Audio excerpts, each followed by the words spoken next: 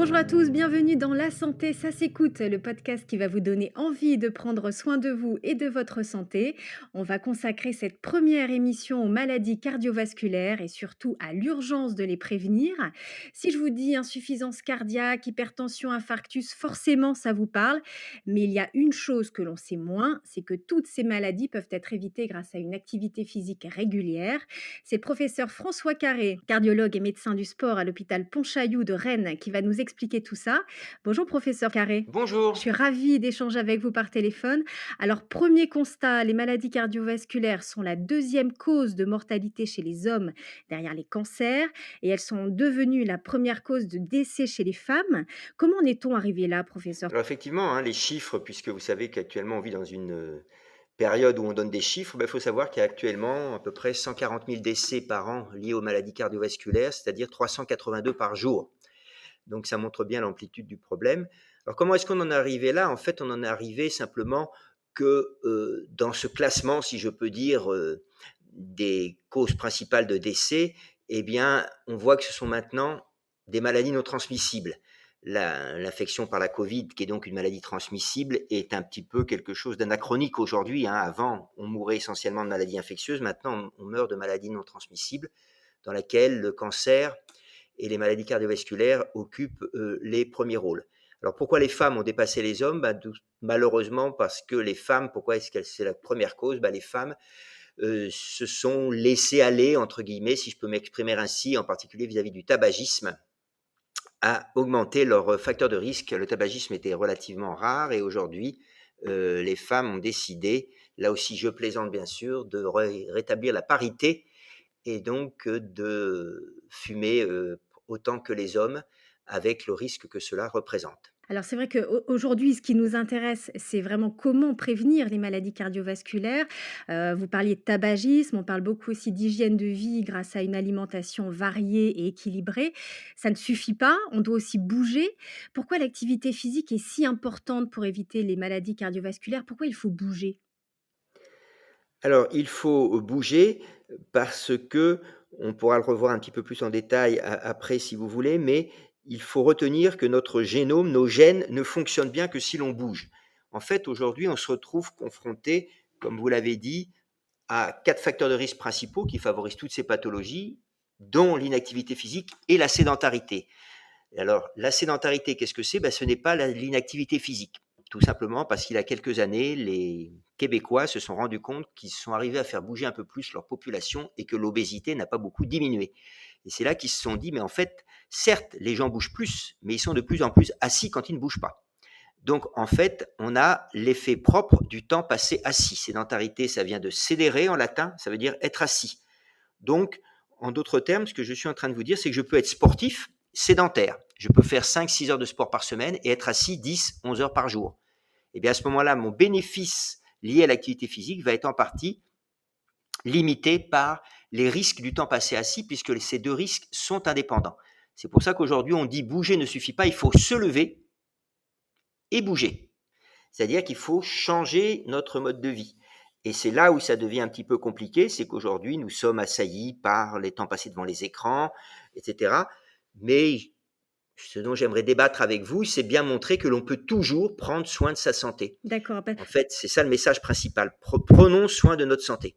Parce que justement, on est nombreux à rester assis, toute la journée, ne serait-ce qu'à cause de notre travail. Comment on s'en sort? Est-ce qu'il est possible quand même de limiter les risques? Oui, il est possible de limiter les risques. Pour limiter les risques, il faut se lever au moins une fois toutes les heures.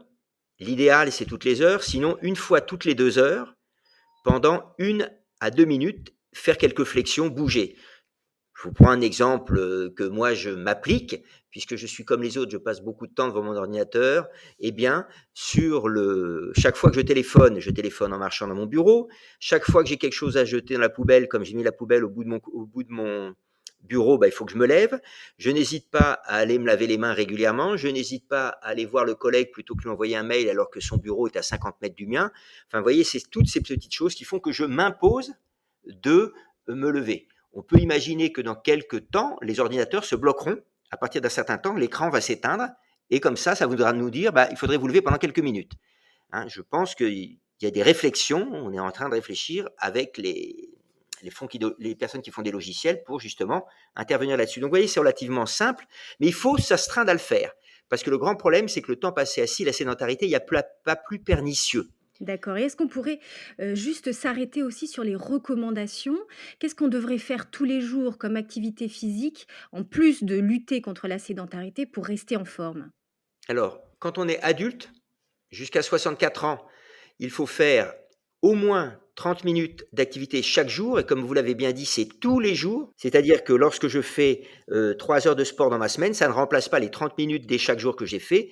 J'avais répondu un jour, pour m'amuser à quelqu'un qui me questionnait lors d'une question grand public, qui m'avait dit qu'il faisait 3 heures de sport le samedi et 2 heures le dimanche. Est-ce que c'était bien? Je lui ai dit: «Oui, bien sûr, c'est bien, c'est mieux que rien». Mais je lui ai dit: «La question que vous me posez, c'est comme si vous me disiez: "Je me lave les dents 4 fois le samedi et 3 fois le dimanche, est-ce que ça remplace le fait de me les laver chaque jour?" Eh bien non, parce que l'activité physique, ça marche 24 à 36 heures. Donc si je ne fais rien pendant 3 4 jours, je vais perdre les bénéfices de ce que j'ai fait. Quand je suis enfant, là, c'est 1 heure d'activité physique chaque jour. J'insiste sur activité physique. Je ne vous ai pas parlé de sport. Je n'ai pas besoin de m'habiller. Je n'ai pas besoin de prendre un matériel. Il faut que je bouge.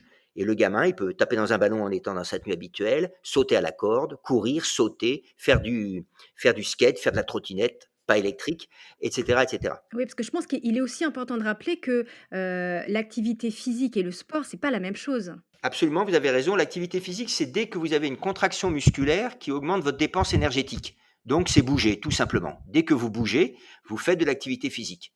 Et par contre, le sport, c'est un exercice physique, c'est-à-dire c'est un exercice physique que je vais faire régulièrement, mais dans un cadre réglementaire. C'est la définition la plus classique.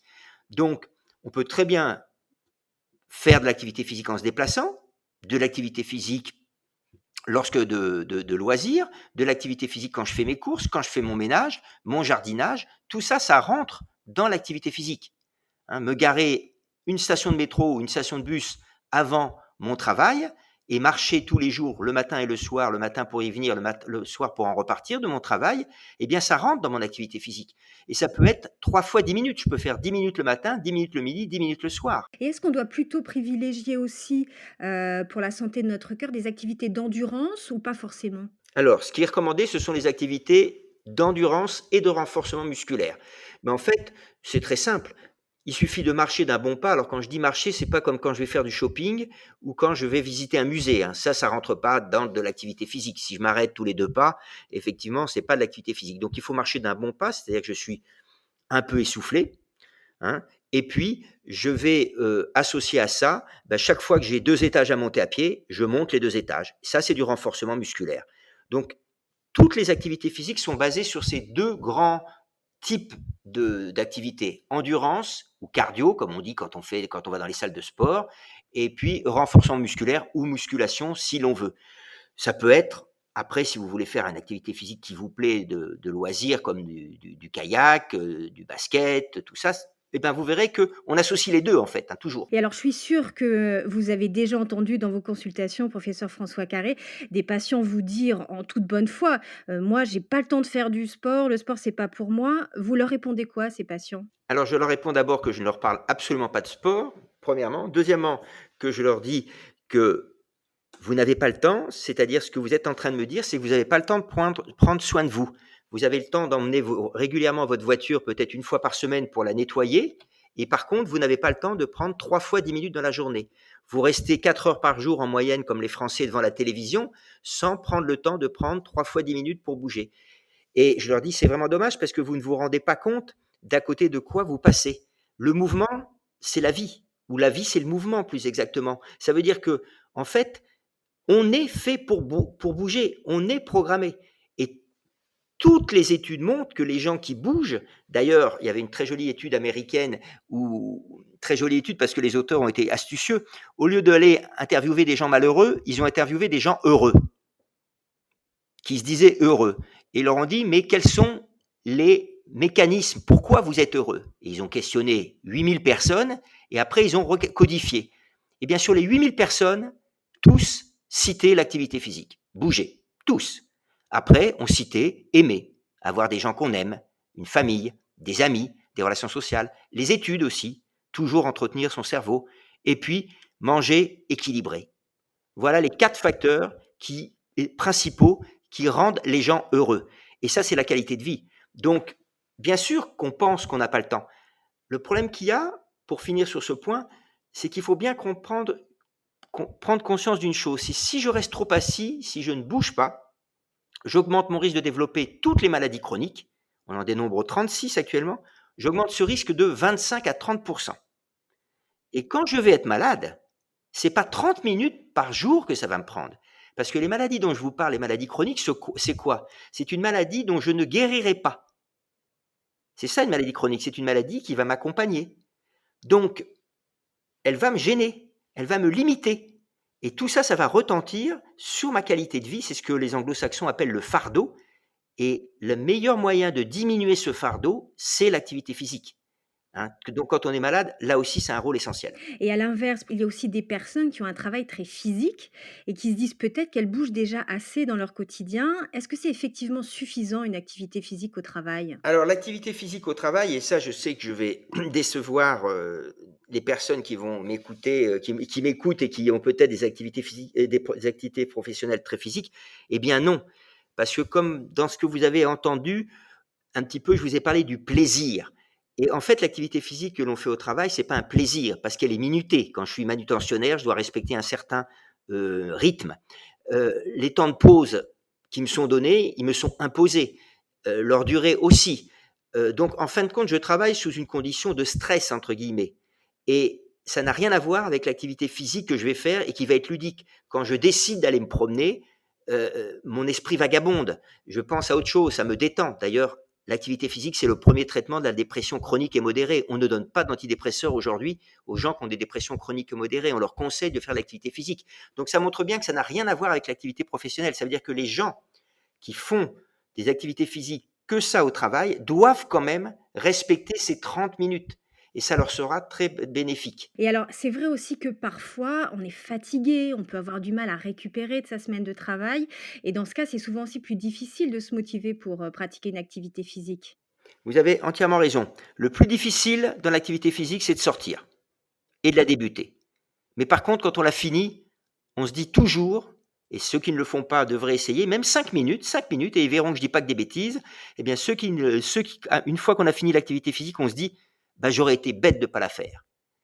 Alors, effectivement, je suis fatigué, mais franchement, est-ce que les personnes qui m'écoutent ont remarqué que la télévision les défatiguait? Est-ce que c'est parce que je me laisse tomber devant mon fauteuil, devant un écran, que ça va me défatiguer?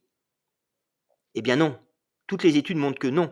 Et je prends juste un exemple, c'est que je me souviens d'une patiente qui faisait de l'activité physique chez nous parce qu'elle avait eu un cancer du sein et elle était sous chimiothérapie. Et un jour, je la vois et j'avais vu qu'elle était bien marquée par l'activité physique qu'on lui avait fait faire, elle avait le visage bien rouge. Et je lui dis, bah, dites donc, aujourd'hui, vous avez travaillé dur. Elle me dit, ah oui, oui, aujourd'hui, c'était dur, là, je suis bien fatiguée. Puis elle s'arrête, elle me regarde et elle me dit, mais non, en fait, docteur, c'est pas ça. Je m'exprime mal, parce que là, je suis fatiguée. Mais c'est une bonne fatigue. Alors que quand j'ai ma chimiothérapie, alors ça, c'est une mauvaise fatigue. Eh bien, la bonne fatigue permet de lutter contre la mauvaise fatigue. Il faut bien retenir que le seul traitement que les cancérologues ont à proposer à leurs patients contre la fatigue liée au traitement, c'est l'activité physique. Il n'y a aucun autre traitement. C'est l'activité physique que font les patients qui sont traités par des traitements très lourds contre le cancer. C'est cette activité physique, je ne parle pas de sport, c'est l'activité physique, aller marcher simplement, aller pédaler sur un vélo avec des amis, avec des gens, qui vont leur permettre de diminuer le niveau de la fatigue, de la mauvaise fatigue. Donc la fatigue du boulot, c'est une mauvaise fatigue. Et le meilleur moyen de la faire disparaître, c'est d'aller marcher 5 ou 10 minutes. Et alors, qu'est-ce qui pourrait nous alerter, professeur François Carré, pour qu'on se dise: «Tiens là, attention, il faudrait que je bouge un peu plus»? Est-ce que c'est une prise de poids, par exemple, qui doit nous mettre la puce à l'oreille? Alors, il y a la prise de poids, il y a aussi l'augmentation du tour de taille, parce qu'il y a beaucoup de gens qui me disent qu'ils ne se pèsent pas, et d'ailleurs, ils n'ont pas tort. Pourquoi? Bah, parce que nous, ce qu'on craint, ce qu'on n'aime pas, c'est l'augmentation du tour de taille. Pourquoi? Parce que quand votre tour de taille augmente, ça veut dire que vous accumulez de la graisse au niveau de votre abdomen et aussi un petit peu au niveau de votre thorax, en particulier autour du cœur. Et cette graisse-là, c'est une mauvaise graisse. Toutes les graisses ne sont pas mauvaises. La graisse qu'on a au niveau des hanches qui ne convient pas beaucoup aux dames parce qu'elles trouvent que c'est disgracieux, eh bien cette graisse-là, elle n'a pas de problème pour la santé. La graisse au niveau du ventre, si. Et d'ailleurs, vous savez peut-être, c'était l'obésité qu'on disait androïde, c'est-à-dire l'obésité des hommes. Ben là aussi, la parité est atteinte puisque cette obésité androïde, elle touche autant les hommes que les femmes, c'est-à-dire l'accumulation de graisse au niveau de l'abdomen. Donc oui, quand j'ai besoin de prendre une jupe ou un pantalon avec un tour de taille plus grand, eh bien, ça veut dire que je dois faire attention. La prise de poids, il y a toujours un biais parce que si je prends du muscle, ça me donne du poids en plus. Bon, c'est rare pour les personnes qui ne bougent pas. Donc, oui, ça, c'est la première alerte. Deuxièmement, l'essoufflement. Moins je bouge, plus je suis essoufflé. Moins je bouge, plus j'ai mal quand je marche. Et c'est pour ça que je bouge moins d'ailleurs. Moins je bouge, plus les choses me paraissent difficiles. Et souvent, et en particulier avec l'époque du confinement actuellement, vous entendez toujours parler de cette dépression avec le télétravail qui peut aboutir avec le confinement, mais les gens oublient quand même que dans ce confinement, nous avions le droit, puisque maintenant on a changé de mode de confinement, à 1 heure pour aller bouger. 1 heure pour aller bouger. Donc il faut la prendre, cette heure, pour aller bouger. Et puis lors du confinement, il faut aussi oublier qu'on ne doit pas oublier de téléphoner à ses amis, à ses collègues, et à garder toutes ces habitudes de liens sociaux. Mais tous ces petits signes, à mon avis, essayez de marcher un peu et vous verrez que dans 95% des cas, ça va résoudre vos problèmes. Et alors, quels conseils on pourrait donner aussi aux personnes âgées, ou à celles qui souffrent d'une maladie chronique, par exemple? Alors, pour les personnes qui dépassent 64 ans, alors je suis désolé, mais c'est simplement parce que l'Organisation mondiale de la santé considère qu'à partir de 65 ans, on est âgé, ce qui est vrai au niveau de la population mondiale. C'est pas vrai au niveau des pays favorisés, mais au niveau des pays défavorisés, l'espérance de vie est beaucoup, beaucoup plus basse, hein, tourne dans les 46 à 52 ans. Donc effectivement, 64 ans, c'est quelqu'un d'âgé. Et c'est vrai que dans ces personnes, alors les personnes âgées, on leur recommande normalement les 30 minutes d'activité physique et on essaye d'ajouter à l'endurance et au renforcement musculaire dont on a parlé précédemment de l'équilibre. Alors qu'est-ce que c'est que l'équilibre? C'est pas compliqué. Moi, je demande à mes personnes âgées de faire le flamant rose quand elles se lavent les dents le matin, c'est-à-dire qu'elles se tiennent sur un pied tout simplement. 30 secondes sur un pied, 30 secondes sur l'autre. Je peux me tenir d'une main si je veux. Renforcement musculaire, c'est je me lève de ma chaise 10 fois de suite et je me rassieds, bien sûr, sans m'aider des mains, le matin, le soir. Ça suffit, ça me permet de garder mon autonomie, ça a l'air de rien. C'est pour ça que en fait, mon message est très optimiste, puisqu'il suffit de pas grand-chose pour que tout change. Et c'est ça qui est très important. Et puis, pour les personnes en maladie chronique, alors là, moi, ce que je vais leur recommander, s'il y a des personnes qui m'écoutent, c'est-à-dire des personnes qui ont fait un infarctus, des personnes qui ont une polyarthrite rhumatoïde, des maladies rhumatismales, un cancer, un diabète, enfin, toutes ces maladies, eh bien, toutes ces personnes-là, je leur conseille, si leur médecin ne leur a pas prescrit de l'activité physique, de leur demander. Pourquoi? Parce qu'aujourd'hui, il est montré, il y a une expertise collective qui a été publiée par l'INSERM, que ne pas prescrire de l'activité physique à un malade qui a une maladie chronique, c'est une perte de chance pour le patient. Vous vous rendez compte? On considère donc qu'il n'a pas son traitement optimal. C'est les mêmes recommandations que de prendre l'insuline pour le diabétique. C'est pareil. C'est aussi fort. Ou le bêta-bloquant chez la personne qui a un infarctus. Ou les corticoïdes chez quelqu'un qui a une polyarthrite. Ce sont donc des messages très forts qui sont donnés là. Et donc, cette personne-là va faire ses 3 fois 10 minutes d'activité physique par jour, ses courses, par exemple, se déplacer, et 3 fois par semaine, 2 à 3 fois par semaine, va faire de l'activité physique, éventuellement avec quelqu'un qui l'encadre, une activité physique d'une trentaine de minutes. C'est son médicament, en plus des 30 minutes que je dois faire chaque jour. Et alors, quels conseils vous donneriez cette fois-ci aux personnes qui nous écoutent et qui ont envie de reprendre une activité physique? Alors, le premier conseil que je vais leur donner, c'est surtout garder cette envie. Entretenez-la. Parce que de toute façon, si vous n'avez pas envie de faire de l'activité physique, vous n'y arriverez pas. Puisque ce dont je suis en train de vous parler, c'est quelque chose qu'il va falloir que vous fassiez pendant toute votre vie. Puisque c'est comme cela. Ça me permet de revenir un petit peu à ce que je vous disais en introduction de façon très rapide pour que vous compreniez bien où on en est aujourd'hui sur la compréhension. L'activité physique agit dans le bon sens sur nos gènes comme les pesticides agissent dans le mauvais sens. Alors, en 2 mots, c'est très simple. C'est ce qu'on appelle l'épigénétique. L'épigénétique, c'est l'effet de l'environnement sur l'expression de nos gènes. Un exemple très simple, c'est parce que moi, je n'y connais rien, je ne suis pas généticien, et il me faut des exemples simples. Ben moi, j'ai pris la reine des abeilles. La reine des abeilles, c'est quoi? Dans une ruche, il y a des milliers d'abeilles. Et il y en a une seule à qui on donne à manger de la gelée royale. Les autres abeilles les abeilles ouvrières leur donnent de la gelée royale. Et c'est elle qui va devenir reine des abeilles, simplement parce qu'elle mange de la gelée royale. C'est-à-dire que ces gènes vont s'exprimer différemment de celles de toutes ses sœurs, des autres abeilles, tout simplement parce elle a le droit de manger la gelée royale. Eh bien, l'activité physique, c'est pareil. Si vous bougez, vos gènes vont bien s'exprimer. Vos gènes vont libérer des hormones qui vont diminuer le niveau d'inflammation et de stress oxydant. Tout le monde connaît le stress oxydant. Et c'est sur ce niveau d'inflammation et de stress oxydant que se développent les 36 maladies chroniques dont je vous ai parlé. Et c'est comme ça qu'on a cet effet bénéfique. Et quand je suis malade, c'est pareil. Comme je vais avoir des effets anti-inflammatoires, des effets antioxydants, je vais diminuer les effets négatifs de ma maladie. Donc c'est comme ça que cela va marcher. Donc cette personne qui a envie, pourquoi? Il ne faut pas qu'elle se prive. Il faut qu'elle ait du plaisir.